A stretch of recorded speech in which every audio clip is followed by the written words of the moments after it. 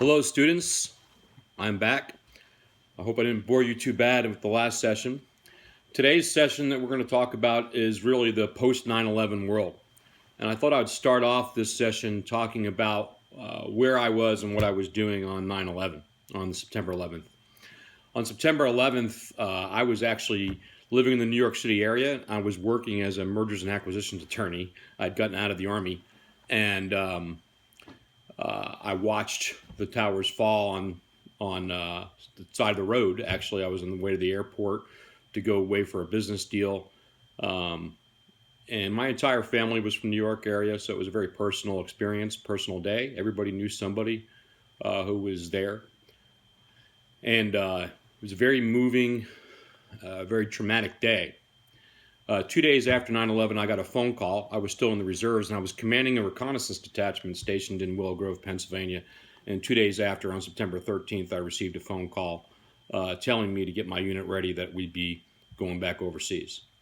Of course, nobody believed that that was really true, because it was pretty quick after, but sure enough, that is what happened. And in October, we got called back to active duty, my unit, my reserve unit, and by the end of October, we were back in the Middle East, and we were back on the ground to Afghanistan shortly after Thanksgiving of that year in 2001.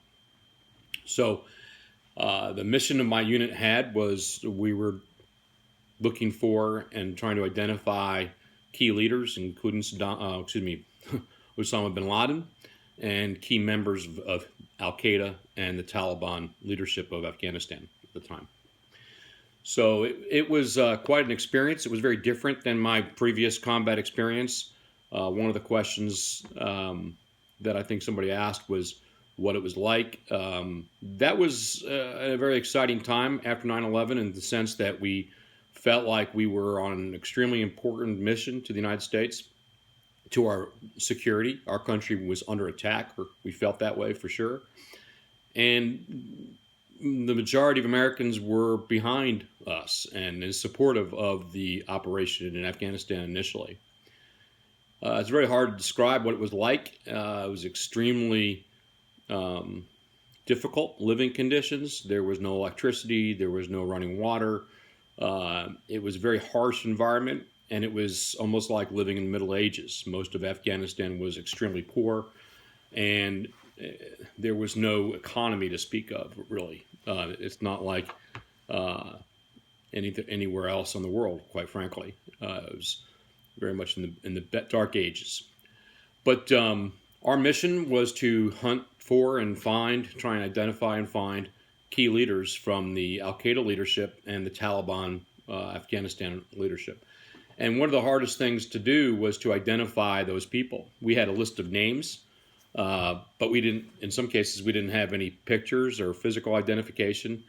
It was extremely difficult to try and find information on those people, and it was very different than anything we had trained for.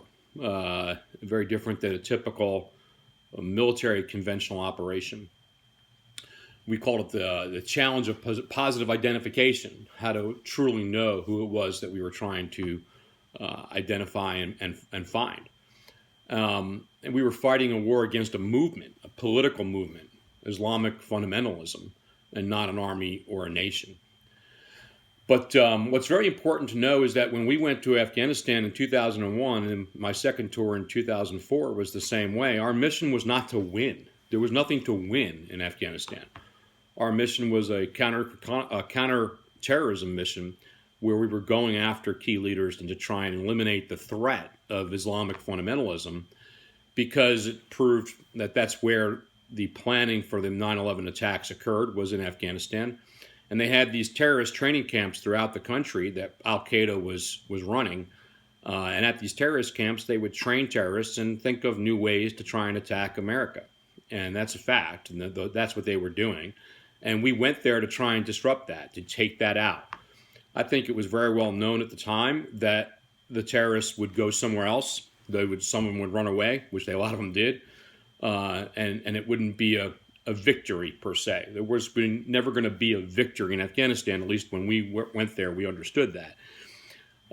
Slowly, what happened was there was desire after my first tour a desire to try and help the Afghani people to develop a democratic nation that they could protect and defend themselves and could be an ally in the war against terror. And that was what originally got us down this path to start doing more than just doing counterterrorism. So the mission expanded significantly years later. As you know, we were in Afghanistan for a long time.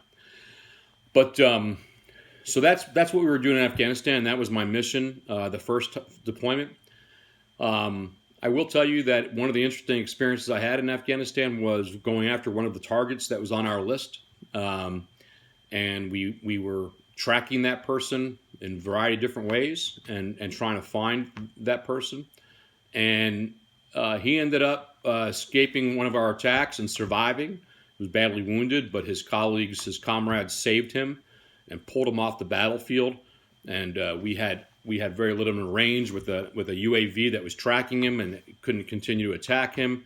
And that person fled through Iran, was in Iran, and then ended up in Iraq, and ended up several years later being one of the leaders of the Al-Qaeda movement in Iraq. It was Zarqawi was his name, and a very formidable leader, very difficult to eliminate, caused a lot of problems for the U.S. and the U.S. forces in Iraq. But so why did we go into Iraq? So I told you why we went to Afghanistan. Iraq, in 2003, when the operation started, I came home from my first tour in Afghanistan, and shortly after, I was home for about 6 months, and the Iraq War started again, and I was called up another time to go with another unit over to Iraq. And that job was much more of a strategic level. I wasn't leading a reconnaissance team anymore.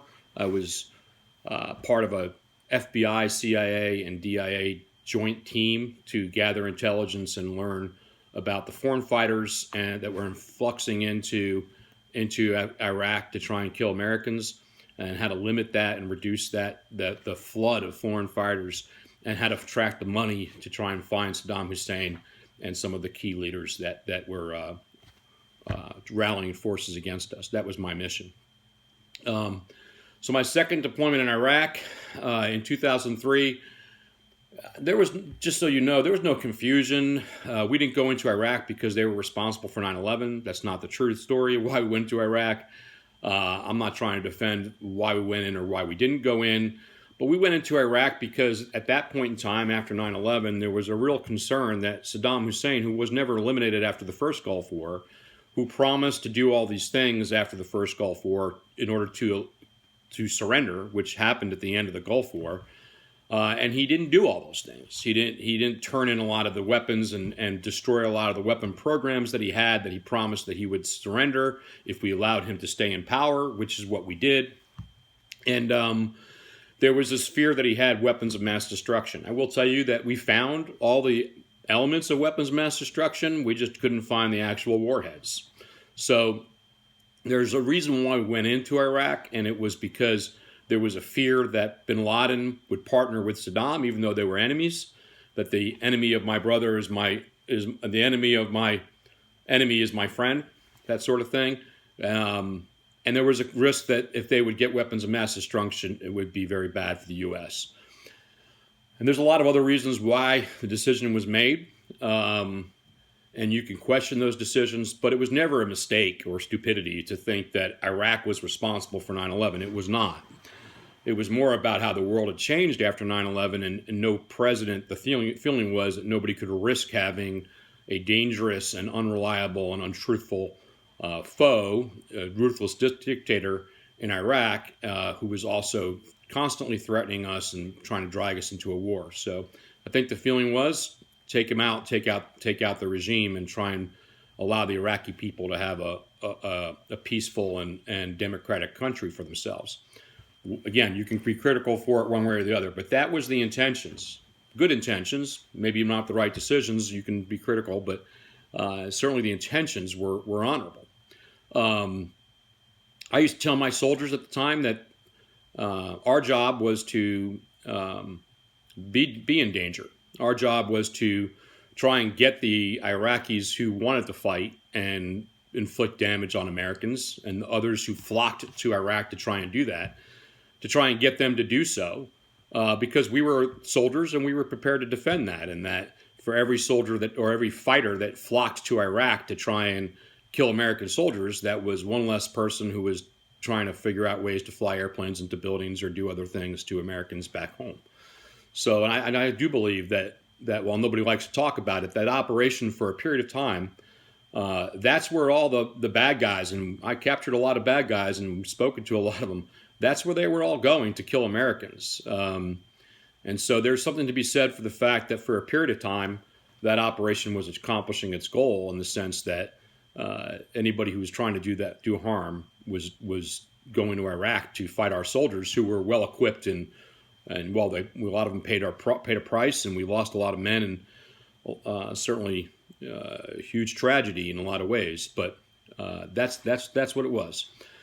We got bogged down in Iraq, American forces, and never found the weapons of mass destruction, as I mentioned. And of course, as I predicted from the lesson learned the last time, the media turned on us, the politicians turned on us, and all of a sudden it was not worth the horrible losses that we were being inflicted upon us.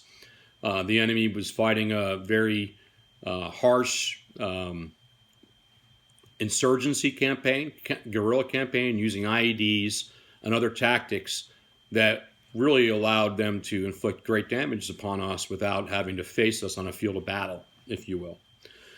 And there were many mistakes that we made on the ground. The deck of cards, we could talk about this in greater detail, but we created this deck of cards. We thought it was a great thing. We told the world about how we had this deck of cards, and it just led to us having to answer a lot of questions about, well, this guy wasn't on the deck of cards, but he was still an important HVT, high value target. He was really important, so that's why we took him out. Well, what list was he on? He wasn't on the deck of cards. Well, he was on the black list, and then we found out there's a red list, and there's a green list, and there's a gray list. And before you know it, the media had kind of pulled out from us and realized that there were thousands of people who we were trying to track down. And that led to a frenzy within Iraq to think that they needed to fight us rather than to try and help rebuild their country. We made mistakes with regards to de-Baathification. We thought we couldn't trust any Baathist former party that Saddam Hussein was in. But we actually, in hindsight, could have used those people to help try and rebuild the country. We didn't transition to a peace strategy when Saddam was captured. Instead of telling the Iraqi people, we got our guy, it's done, it's over. We basically said we expect people to turn themselves in, which was people aren't going to turn themselves in to American forces.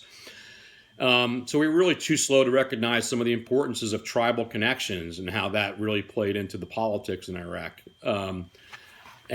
At some point, I was sent back after we got Saddam Hussein. I was sent back to Afghanistan again, and it was a very different scene in Afghanistan. What happened was basically politics changed in the United States, and we decided that we were going to pull out of Iraq even before we allowed some of our strategies to be successful, which ultimately an event called the Surge and the Awakening in Iraq, that we did a great job to try and turn the tide, and public was probably finally with us, and we finally were beating the insurgency in Iraq, and President Obama got elected in our platform to take us out of the war and get us out of the war, and that's what he did. He pulled out even though we were, at that point, winning the war. But politically, it was no longer favorable, as I mentioned before. It was too high of a price that was being paid. And at the same time, when President Obama took out after Saddam was gone, and we started having success, and he decided to pull out of Iraq, we wanted to show the Americans that this campaign in Afghanistan, which was considered to be a just war in a sense, because that is where 9/11 attacks were generated from. There was this thinking that we would try and win in Afghanistan. This is 2007, 2008, 2009 timeframe. So that was one of President Obama's efforts to try and win in Afghanistan. Well, I'm here to tell you that was a huge mistake. We knew it at the time. There was nothing to win. There's nothing to win in Afghanistan. It never was. So what ended up happening was Iraq got taken over partly by ISIS because a vacuum was created when we left. And in Afghanistan, we're still the same status quo as always. And that's because that place is not conducive for trying to control a population. It's a population that's built on so many different tribal traditions, tribal relationships, ways of doing things that are different than any Western way of thinking. And it's just not a place where you're going to ever turn it into a small version of America, or even a small version of Iraq, for that matter. Two different cultures, very different. Not Persian. I mean, not Arabic, but Persian and the whole different nationalities in Afghanistan. So, what were the lessons learned from those experiences? I think the most significant lesson learned is that Islamic fundamentalism is a real threat, but when people aren't allowed to communicate it or aren't able to communicate it articulately to explain that it doesn't mean Muslims are our enemy, nor does it mean that there's anything wrong with the Muslim religion to say that. But by the same token, Islamic fundamentalism is a threat to our way of life and to the way that we, America, the freedoms that we enjoy and hold up high as our standards. They're diametrically opposed. And so that's a fact. And it's very difficult to deal with that fact in the reality of a political context because it's susceptible to so many accusations of bias and other things. But those are the facts. Many Muslims who I fought alongside with in Iraq and Afghanistan, they understood full well what the threat was, and it was Islamic fundamentalism was a threat to our way of life and their way of life as well, and they were Muslim. But I think the biggest lesson learned is in the year 2020 and beyond, the world is very complex, it's very dynamic, and you can't impose your will with military force in a modern world with social media, internet, all those things available to an enemy to be able to discredit and essentially win the public opinion war, if you will, the media war. And then finally, I think the other part that I would want to impart upon you, the final lesson learned that for the purposes of our lesson is understand the perspective of the soldier that goes and fights. You know, we never talked politics when I was in the military. You didn't care if somebody was a Republican or a Democrat. And frankly, most soldiers feel betrayed and turned out and pandered to by both sides. Most people in the military see that there isn't a right side and a wrong side because both sides are essentially the same side of the different sides of the same coin, is how we often put it. But the only thing that really matters is this, and that's the flag. It's what unites us all. It's what brings us all together. There's a reason why it's important and why people are offended when others try and say, well, we're not trying to offend anybody. We just want to politicize the flag, make it stand for what we want it to stand for and not what it stands for. Well, that's when either side, right or left, tries to politicize the flag, it's offensive to me. This flag doesn't stand for right or left. It stands for all of us. It's the only thing. When you take an oath as a soldier to join the military to defend that flag, if you will, you understand that that's the only thing that brings us together. When we're in a unit, in a small unit, that's the only thing that matters. That's the only, you place all of what that stands for comes before your own personal interests. So any attempt by me to make you identify with or accept my view of the world is inappropriate in that team setting, in a combat team, in a military team, in a platoon, in a squad. You have to place this above all. This is what's most important, not the way I see the world. I can't let you make you see the world my way. We all have to see the world this way. And that's might not be doing a good job of explaining that, but that's the view of a soldier, and that's why the flag means so much to soldiers, and that's why I think it's hard for people who haven't served and haven't understood all of that, what that means, but to subject yourself and put aside yourself, any idea of self, for something greater than self, which is the flag or the country. Anyway, hopefully some of this was helpful. I'm going to put together a short little video to answer some of the questions because obviously I've gone way over time again. But again, if you have any other questions, please pass them along. I'd be happy to answer them. Apologize this was so long, but I hope you get something out of this. and hopefully you can have a better understanding of the very complicated and scary in some ways world that we do live in. So thank you very much for your time, and have a great day.